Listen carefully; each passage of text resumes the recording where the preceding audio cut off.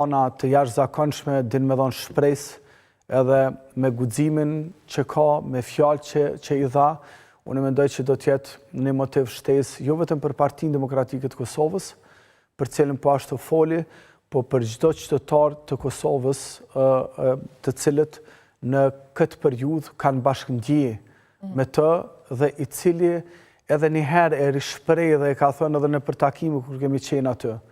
Unë nuk pa lider ma mirë njës ndaj qytetarëve të vetë sësa presidenti thaqe. Dhe këtë e sheni mund të lexoni edhe në intervistën e tij. E përmend disa herë po besimin të qytetarët të Kosovës dhe thotë se nuk heq dorë prej këtij besimi, po e thatë edhe këtë pjesën, ndoshta kjo intervista e fundit më shumë se të tjera, zoti Berami e shpërfaqi pak më shumë pjesën emocionale, sidomos te pjesa kur flet për familjen, kur flet për varrimin e babait, i cili e kishte ndjekur drejt për drejt në televizor në pamundësi të dhënies së lejes për të ardhur në Kosovë, flet edhe për ditën kur dha dorëheqje për të nisur drejt Hagës dhe e shpjegon në detaje se si ka rrëfyer këtë vendim të rëndësishëm dhe familjes së tij. Pra shpërfaqi një anë krejt njerëzore, emocione që rrallë herë kemi parë për jashtë thaqit. Po pikërisht, presidenti Thaçi ka qenë politik, ka qenë shumë profesional. Dhe ashtu është, domethënë atë ditë e ka bënë një përshkrim tepër emocional të largimit të tij drejt Hagës dhe i përshkruan të gjitha ato situatat. A ditë unë kam qenë me Covid për veti, po prapë kam shku të zyra duke mundu me majt distancë nga të gjithë.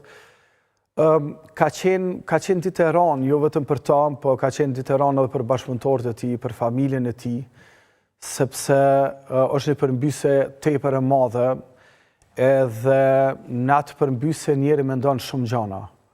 Thu, me të njëjtin njeri të shku, me të njëjtin personalitet, me të njëjtin president, të ke hy në shtëpinë e bardhë. I ke taku këtë president e gjallë të Shtetit Bashkuara të Amerikës. Të ke shku në Gjermani dhe i ke taku kancelarët dhe ish kancelarët. Ke shku të mbretin Japoni, ke shku në krejt botën. Edhe tash qysh është e mundshme që i njëjti njeri me shku në paraburgim. Pra, edhe për të runin e këtë bashkëpunëtorëve dhe familjarëve ka qenë padyshim një shok. Por presidenti Thaçi edhe krerët e UÇK-s, edhe të tjerët, edhe Jakub Krasniqi, Kadri Veseli, Recep Selimi, unë mendoj që madhështinë e tyre e kanë treguar edhe gjatë qëndrimit në Hagë.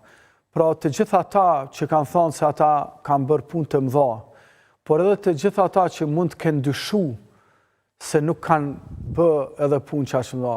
Unë mendoj që gjatë tyre viteve ata e kanë pa që ata janë personalitetet të dedikuara për punë të mëdha dhe të jashtëzakonshme.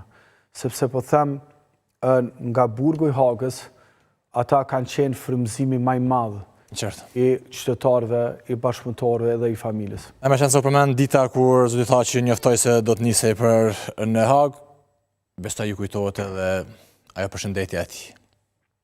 Kjo nuk është një lajm të mirë për një mirëpafshim.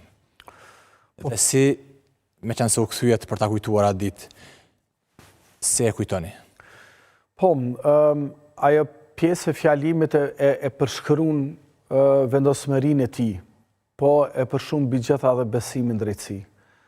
Une me shumë meq diplomat, kur po dalë për thëmë, që ka po ndjej personalisht thëmë, une me presidentin Thaçi për gjithçka ju më pajtu dhe pajtona. Edhe po veç me një gjë, halos po pajtona që ai hala beson në drejtësinë ndërkombëtare. Pra dhe në fjalimin e tij kur ka shku në Hagë, ju e shihni se sa shumë besim ka një drejtësi ndërkombëtare për cilën ai vetë ka punu.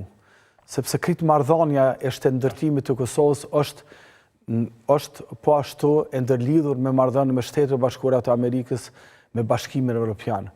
Pra është e jashtëzakonshme që edhe neve që jemi në liri, edhe nganjëherë nga tundimet, nga emocionet, themin unë nuk besoj në këtë drejtësi, ai edhe me tutje beson në drejtësinë ndërkombëtare, edhe beson në suksesin e Kosovës. Dhe zoti Berami që nësirë kemi këtu, sigur që të flasim pak edhe për çështje tjera politike. Një person që beson në drejtësi dhe beson në lirinë e zotit Thaçit dhe të tjerëve, kryetari i Prishtinës Pajim Rama ka bërë një marrëveshje me PDK-n që ju i përkesni. Po. Një koment juaj për këtë